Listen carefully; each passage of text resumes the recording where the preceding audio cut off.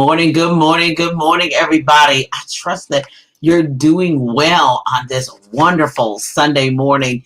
I'm Dr. Julia Royston of BK Royston Publishing, Royal Media and Publishing, and the author community, the Book Business Bosses, helping you get your message to the masses, turn your words into wealth, and be a book business boss.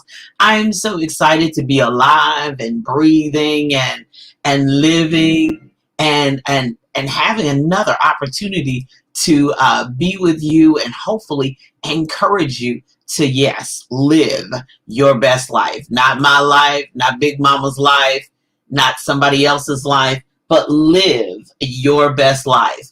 So I wanted to talk today about, good morning, please share and please leave your comments. I wanted to talk about today divine connections. It's been on me all the week for divine connections, making those divine connections and having divine connections that after so long you realize, oh my gosh, good morning. So you realize, oh my goodness, that wasn't me. That was really God that put that thing together. That was really God that enabled that to be put together. So that's what I call a divine connection, But number one, on divine connections, when we think about that, we think about money, or we think about miracles, signs, and wonders, which all can happen. But today I'm going to talk about just three things in regards to divine connections. I'm just going to give you I'm just a messenger. I'm just going to give you what he told me, and then I'm going to shut up and move on and give my little announcements and roll on out. So the first thing about divine connections, that there's sometimes lessons. Sometimes in divine connections, they're lessons. They're lessons that we need to learn. So therefore, we either need to be put with different people, new people, in different situations so that we can learn a great lesson. Now, I confess that for the first 10 years of my teaching career, I was at an all-girls Catholic school. And being raised apostolic, which, yes, from birth, and most of my family is apostolic, we had certain preconceived notions about what Catholic people were like, what they believed, and all of that. That's what I was taught. But then I had to learn a huge lesson about being immersed in their culture and in their religion, exactly what they do believe and what they do. So I had some, over those 10 years, I had some humongous lessons because I was engrossed and embedded into a different culture, a different religious perspective that I didn't know. And so I had, we think about prejudice as, oh, wow, that's just black and white and different ethnicities, but we can be prejudiced against people they can be in our same culture, but unless we're immersed in that culture and we understand it, we'll have our own little outside view looking in, and until we're inside, we won't know. So that was a great lesson. Being around different religions and faiths and beliefs and all of that has really taught me some great lessons. And it's amazing because when I returned to Louisville in 1996, it was, I had my degree in library science, but I couldn't find a job. And so it was like God closed the window and closed the door. This is the only door you can go open. This is the job that you're supposed to have with your degree. And that's the one I went in. And sometimes those divine connections are lessons in direction, that God has specific places and specific positions that he wants you to be in. Now, I had been in a Fortune 500 company, and oh, wow, it was my favorite job of all times. Had a wonderful experience. It was awesome. It was phenomenal. But God said, no, I got to teach you some things because I can't take you to the next level. I can't broaden your scope on experiencing different people. And then I had a prophecy that I was going to the nations. So you can't go to the nations with such a limited focus of one-sided viewpoint. It just doesn't happen. So sometimes those divine connections are lessons that you have to learn.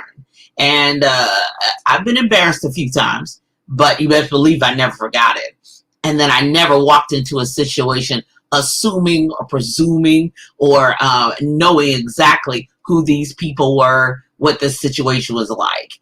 I went in after those 10 years of saying, how do you all do it here? And what do you all believe? Asking questions, being curious, rather than coming with my own preconceived notions. And even if I did have those preconceived notions, I kept them to myself. I did not express them to other people.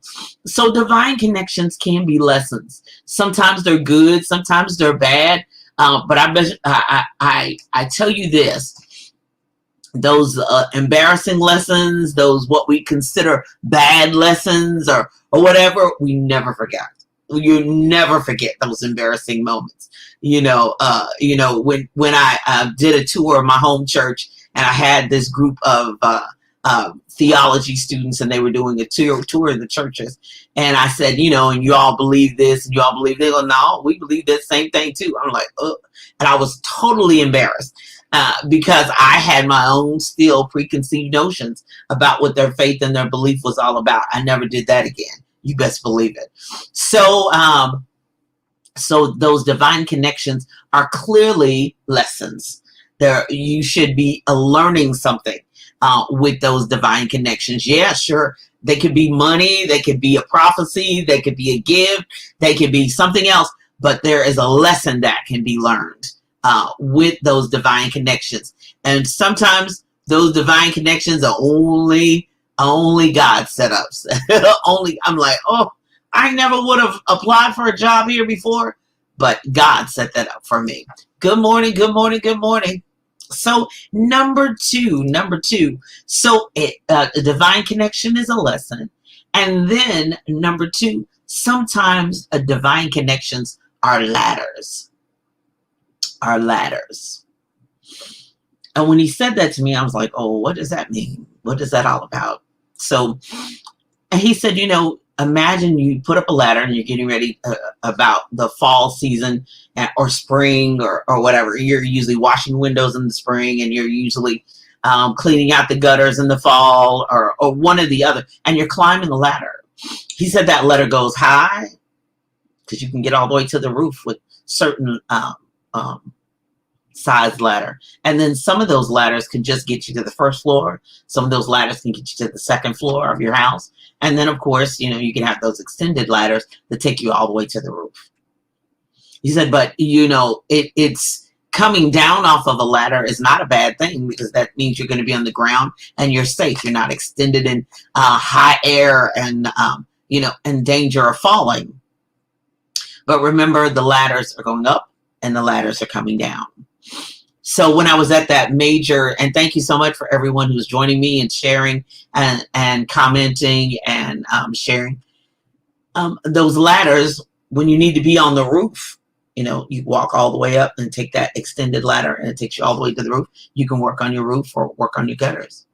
And then if you have windows to wash on the second level, you can come down that ladder because you got a job to do on that level. Okay. And it's not a bad thing to be coming down the ladder. But, because the lower you go, the safer you're. And then you come down the next level on that ladder, the first floor, and then you wash those windows.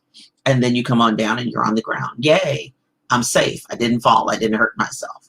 So therefore, on the top of the ladder, when I was thinking about my career and, oh my gosh, God is bringing me down. Oh, why is he doing that? I was in a Fortune 500 company. I had my ID swiper to get me in the building. I had a code to get in my office. I only was in my office, and my other team members, we were all in different buildings or whatever. I loved it. I had the time of my life, and I loved it. But I was only supposed to be on that level for 1 year, and I only got to stay there for 1 year. And then God had to bring me, my divine assignment was ended. I only got to stay in that arena for a year. And then he said, I need you to come down to the next level on this ladder. So I had to come down on the ladder. And then I was in 10 years of a private all-girls school, high school. And I needed to be on that level for 10 years. There was a lot I had to learn. There were some things I had to heal from. There was some people I had to meet, some people I had to impart into, and some people who needed to impart in me. So it wasn't a bad thing. I didn't do anything. I didn't get fired.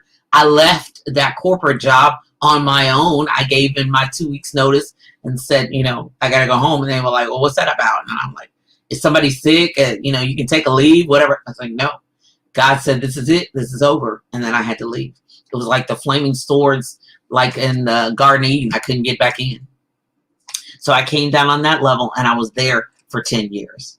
And then after that, I was getting married, and my husband said, you can't make that little bit of money being there. But I had learned so much, and it was such a great experience. But that was a ladder that brought me to where I needed to be. I didn't know I needed to be there, but God knew I needed to be there.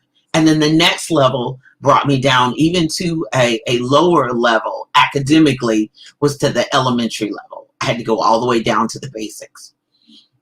And I remember one time I was on this ladder, and I in this elementary school library. I was a librarian the first 2 years, and then third to the 12th year, I was the librarian and technology coordinator, technology teacher. And I was in there, and I was looking at these children. They were running all around, and they were, because I had 8 centers, and so they were moving from place to place and doing. He said, if you can lead these children, you can lead a nation. And you're leading a nation. And I'm like, okay. So that was back to my lesson. But I thought, in my own ego, I was like, oh, I'm being demoted. Like, I'm going down this ladder. Like, what in the world? But it was a great lesson for me to learn. It was a great thing for me to be in that I needed to learn on this level. I didn't have any biological children. So by the time I ended, I was wiping vomit. I was trying to get kids to the be blowing, wiping noses and trying to put weed back in some baby's hair, and buying shoes, buying coats, buying underwear. It didn't matter. So it was a ladder that brought me down to a level of the base elementary level, so I could learn a great lesson. So these divine connections are, number one, you said lessons, and number 2 is a ladder. Okay. And number 3, good morning, everybody. Good morning, everybody. So thank you so much for joining me. And so these lessons and this ladder that I was on were key to number 3, and then I'm going to stop, is legacy. Because how I responded to each of these lessons are the keys to my legacy. My legacy at Presentation Academy will be forever settled. I'm the Black librarian who was there for 10 years, and I love them, and I can knock on the door and keep going, and any day I need to knock on the door, you need any help, anything, when I see them, it's a wonderful thing, and it's awesome, because that's a part of my legacy. That's the imprint that I left in that particular place. The 12 years I was at Dixie Elementary before I retired being an educator is a part of my legacy. And some days the kids got the best of me, and some days I won, and some days I walked out and I'm like, I don't want to ever come back here again. But the way I responded is the reason why I see my students other places. They tell me what they're doing. So that's a part of my legacy. That's a part of the plan and the purpose that God has for my life. So even the difficult things, he said he worked Romans. He said all the things was working together for good. All of it. The good, the bad, the ugly, like baking a cake, as I've heard many preachers say, the flour is not good by itself. Too much sugar by itself is not great, although I love sugar. But too much, and eggs by themselves, not cooked, is not good. But if you put it all together, it makes a wonderful cake. So all of this, the divine connections, all the people, places, and things, even if they disappointed you, even if they hurt your feelings, even if it's all to work for your good, because ultimately your purpose and your destiny is tied to your legacy. I've buried family members. I've seen my friends bury their family members and everything, but they left a legacy because they're leaving the legacy in us. It's what we do. It's how we carry ourselves. It's our next level. It's what we do in response to that. So your divine connections are the, as the old mothers used to sing in my church, help me on my journey and help me on my way. Lord, I need you to help me. Help me on my journey and help me on my way so I can move forward and do what you called me to do. So this time that I come on Sunday mornings, sure, it's a wonderful opportunity, but I want to empower you, encourage you. We've had a rough party. I'm 57 years old. I've never seen anything like this, never before. This is one of those never befores in my life. Now, it may be in yours, but never before. And so therefore, there must be something that I've learned over time. There must be something that has been imparted into me that makes me able to stand and live and survive in this season that we're in right now. It's rough. So you don't know how strong you are. You don't know what has really been put down in you until you get in a storm. So that's a part of your legacy too, that we're still here. We're still breathing. We're still moving. We're still living. And that's a part of our legacy, our history, our parents, our friends, people that we meet along the way, divine connections, the angels God brings to us. And then the one-time meeting and you're like, oh, what was that? And the person who gives you a word and gives you a prophecy and then you never see them again. Because that was their purpose. That was God's plan for you for that day, for that season, and that time. So my prayer for you is that you learn the lesson. Get the lesson you're supposed to have. Go up and down the ladder. If he takes you real high, be all right. If he says, no, I need you down here on this level, and then I need you down here on this level because I've got some more lessons for you to learn. And realize it's all working for your good. It's all a part of your legacy. It's a part of your response to it. How are you going to respond? And sometimes you'll be angry, and sometimes you'll cry, and sometimes you'll be disappointed, and sometimes you'll be like me, just totally confused. Like when my husband asked, what about certain, I said, I don't know how I feel about that yet. I can't even think about that yet. I got to do one thing at a time, one step at a time, one client at a time, one book at a time, one assignment at a time, one day at a time, one moment at a time. Because I don't even know how I feel about that yet. I don't even know what that's going to do and what's going to happen next. But my prayer is today that you be at your divine connections. But God is going to get you there. It doesn't matter. Oh, I missed the button. No, you didn't miss it. It wasn't time. It wasn't the season. You weren't ready. They weren't ready. You're going to make it. You're going to get there exactly where you're supposed to be. You can't force it. You can't make it happen. But when favor, God, opportunity meet, it's a divine connection.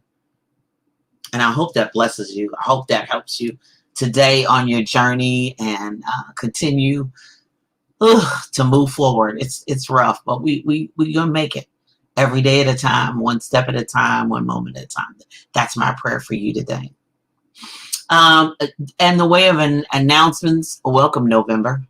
November is no joke on my schedule, and it probably is not for anyone else's. It is the holidays, which is going to look different for everybody. My biggest thing for you is just enjoy family on whatever level you're able to, whether you're able to be with them in person or if it's just online and everybody's eating their own dinner virtually, whatever that looks like. Stay connected. Coming up class wise, go to bkroystonpublishing.com classes. If you do not have an online store or a way to have an online presence and sell via online, join my class. We're having it November 10th. I am closing the cart for access to that class on Friday, November 7th. So jump in because you need some things prior to the class on November 10th. So I'm closing the cart on November 7th. So jump in. create an online store, and let's be ready for Black Friday. Also, coming up next at 10 a.m. is Live Your Best Life on Envision-Radio with my special guest, Dr. Bryson McGuire, who is a powerful young man and educated, and I'm very proud of him and all that he's accomplishing. So head on over to envision-radio.com for Live Your Best Life at 10 a.m. And Miss Cheryl Underwood would like for you to give her a call for a church shout out. The church shout out line is 1-855-CHERYL-1. So be sure to listen in. First off, call 1-855-743-7951. That's 1-855-CHERYL-1. And just in case you're like, which letter? It's 1-855-743-7951. I'm sorry. Be sure and record your pastor's name and your church, and be listening to Spiritual Nourishment, which is on envision-radio.com for your church to be shouted out. The churches are in need of support, and we're thankful to be able to give your church a shout out, and Miss Cheryl Underwood is pleased to do that. So if you record today, look for it in an upcoming show on Spiritual Nourishment with Miss Cheryl Underwood, envision-radio.com. So I'm super excited for all that is happening with me and all that's happening with you. Be sure and be on the lookout for divine connections this week, and be blessed in all that you do. I'm Dr. Julia Royston. If you're ready to write your book, if you're ready to get your message to the masses, reach out to me. Let's have a conversation about that. Talkwithroyston.com is my calendar. Also, I do have an upcoming class for those who are ready to write your book and you're like, I need help. And I'm having another class that's coming up November 17th. Yep. I'm going to end 2020 with a bang. So I thought my November 8th class, October class was the last one. So I'm offering one more chance for before 2021. So November is no joke. So there's tons of opportunities and access and events coming up.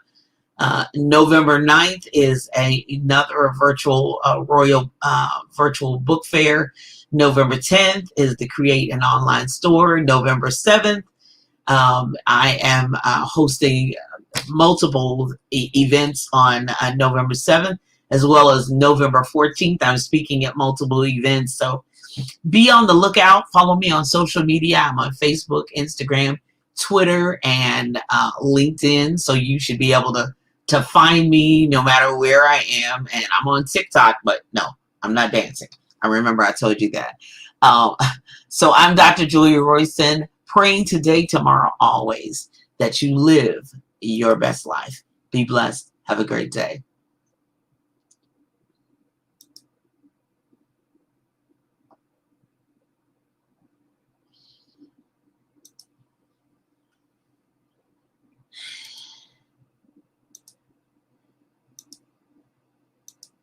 Yay! So glad. Thank you all so much for joining me. And you all be blessed and have a great day.